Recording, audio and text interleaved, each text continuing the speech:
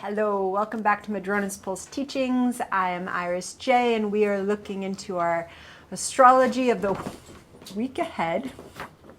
There was some message in what we just witnessed of Nikita. In this week ahead, perhaps having to do with Pluto stationing direct. Folks that have been on my channel for a while now, I think we're about 3 years, know Nikita. If you're new to my channel, that was Nikita.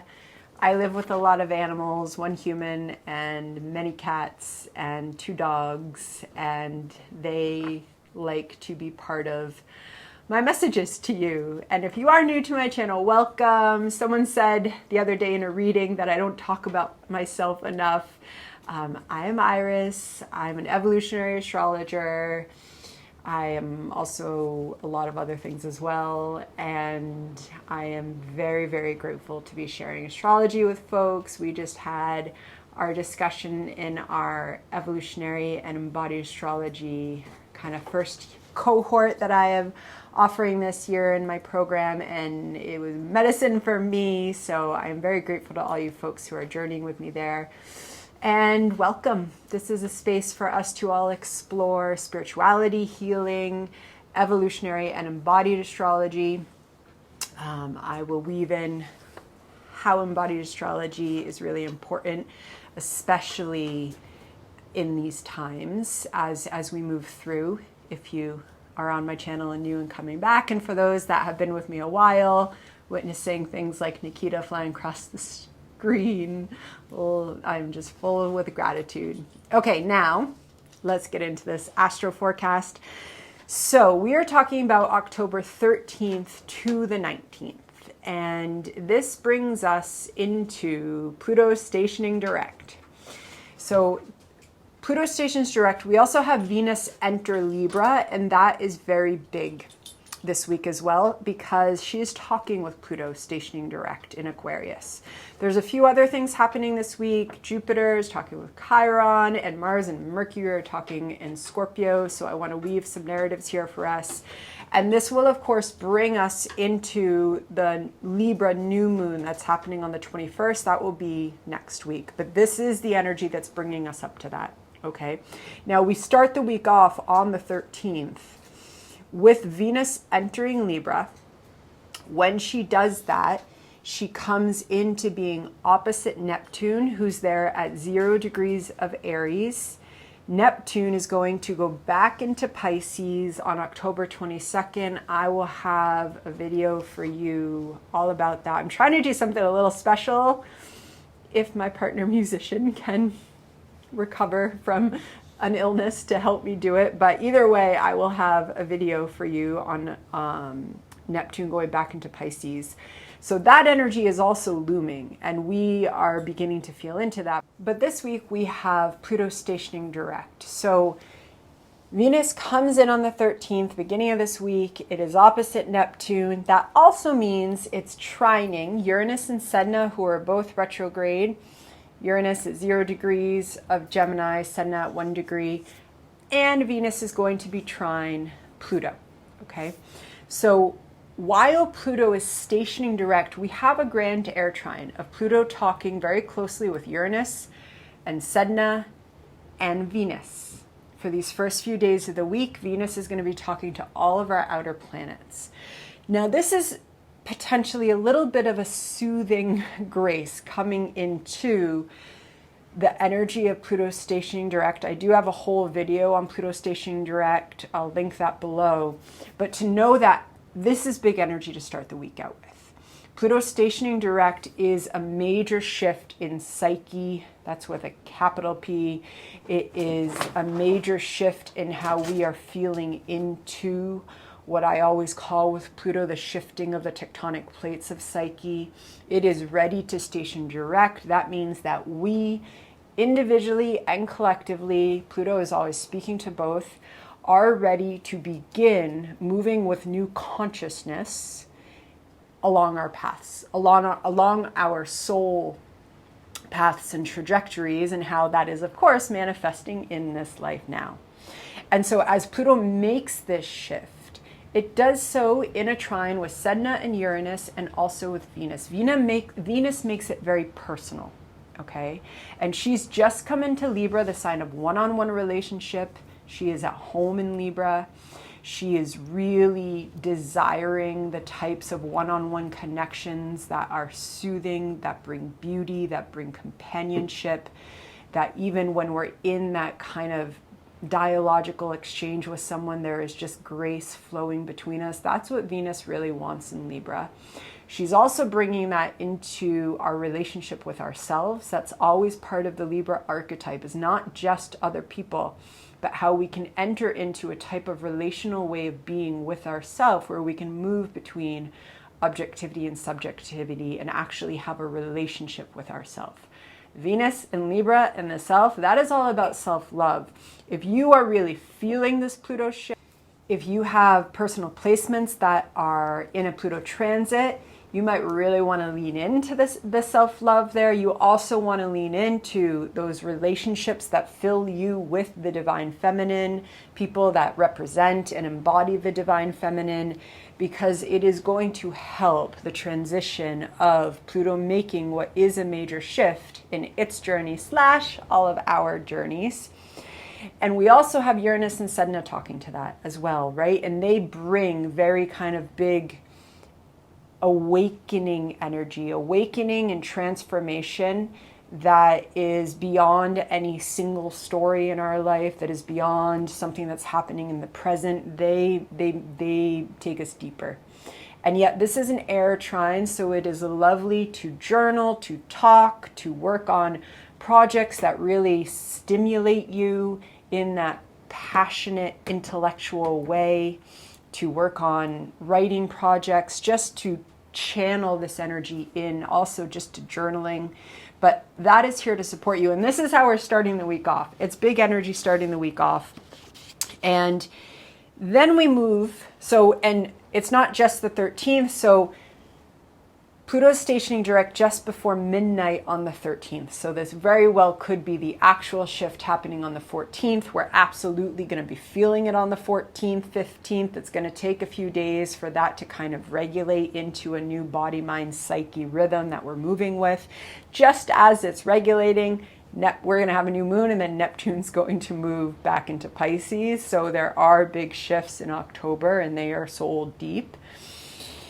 As we move forward into this week, however, we do come into some Jupiter waters in Cancer. So Jupiter is at 24 degrees of Cancer. It is moving really slowly because it is going to station retrograde at 25 degrees of Cancer. This week, Jupiter comes into a square with Chiron that lasts all week. It's actually not even exact until next week.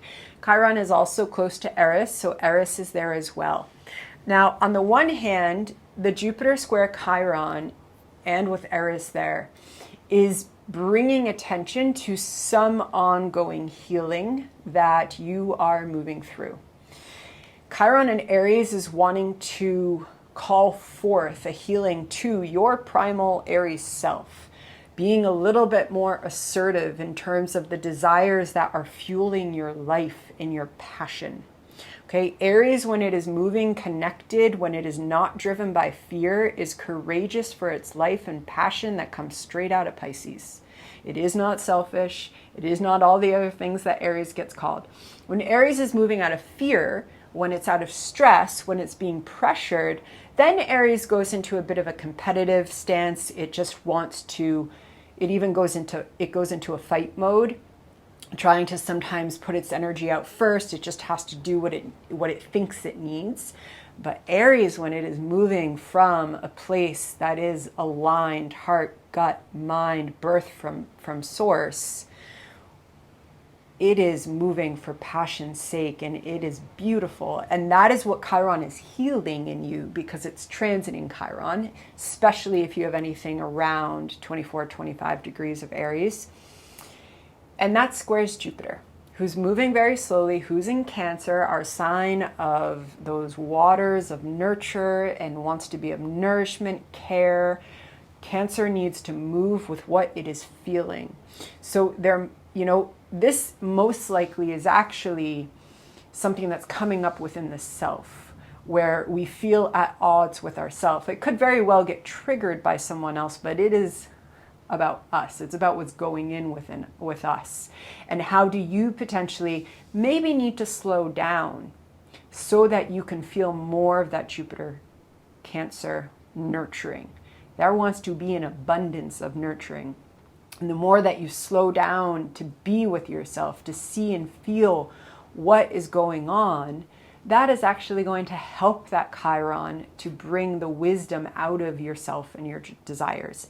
And it's equally more important because Jupiter is coming into a trine, okay, with Saturn. Saturn is retrograde in Pisces, just before 27 degrees, at the end of 26 degrees.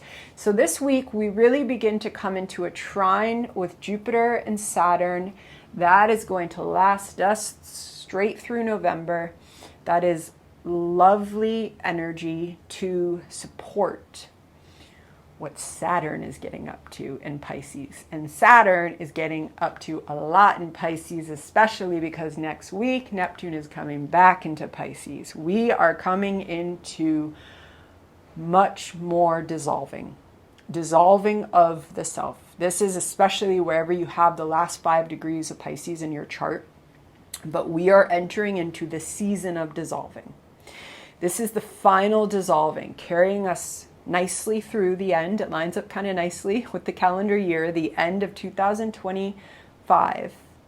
I had to hesitate there because I couldn't believe that we're already at the end of 2025. Moving us into 2026, when we will enter into that rebirthing that takes place in February, and then what we're coming out of with that. But now, this week, we begin to have that trine between Jupiter and Saturn. So with the dissolving, there is also healing. There is nurture. There is support.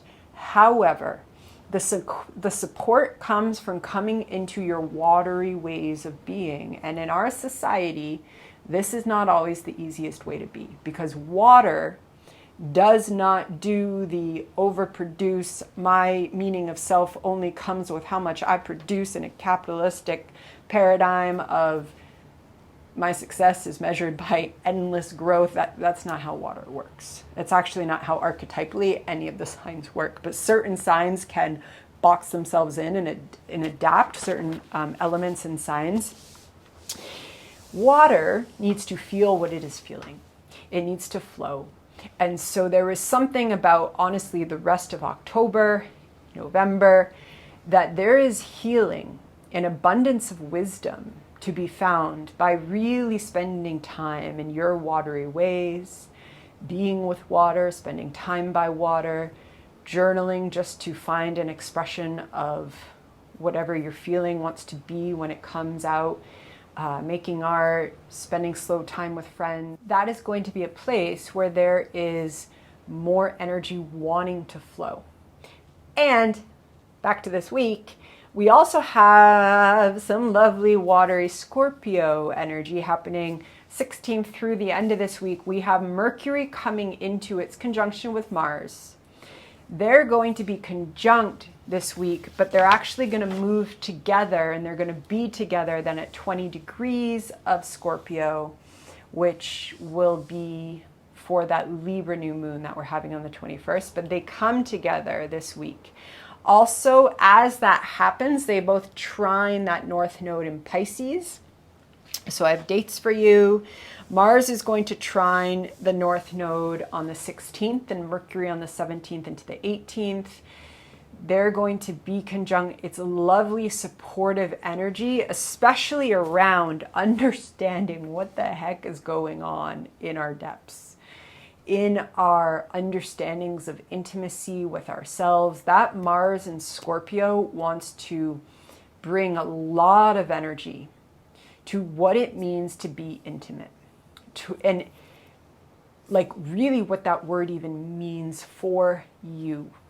We are taught a lot of extremely unfortunate lessons about intimacy from mainstream media, and then that gets perpetuated through social media in so many ways. I can talk a lot about this because I teach a class on it. But there, you know, firstly, intimacy is usually just kind of aligned with sex. Then we get shows that make it really not very intimate and meaningful. And yet intimacy in Scorpio is passion in merging, ultimately soul to soul. And that can also happen with nature. You know, Scorpio longs to peel back the layers and be as vulnerable as possible. That's why it's so ironic that so much of the pop astrology memes are all about Scorpio being so dark and mysterious, because what Scorpio wants, what it is driven for, is to merge in the most vulnerable way possible. When Scorpio has had to survive, when it is driven by fear, then it goes into protective survival mode, and Scorpio will survive.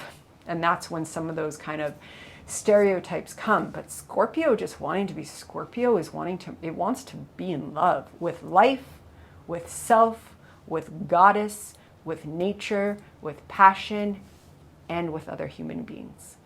And so Mercury is going to conjunct that Mars in Scorpio, and this is wonderful. Trining the North Node, this is wonderful for intimacy.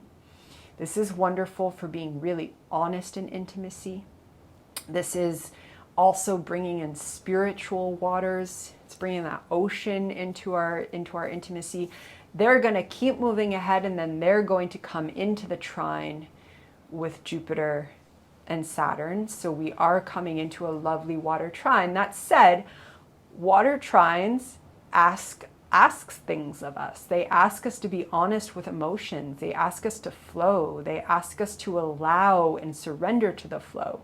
And when we have been conditioned to think we're supposed to control everything, it's not always that easy. But when we surrender, it's absolutely beautiful. And so as you move to the end of this week, that deep Scorpio energy is there, asking you to get pretty honest and having the support to be really honest about what you want and need. And again, maybe that's intimacy with a human being. Maybe it's with yourself. Maybe it's with a friend. Maybe it's with your life at this moment. Maybe it's with your spiritual path.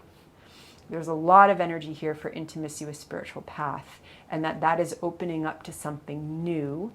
And then sweet Neptune going to come back into Pisces, and we're going to be talking about that more.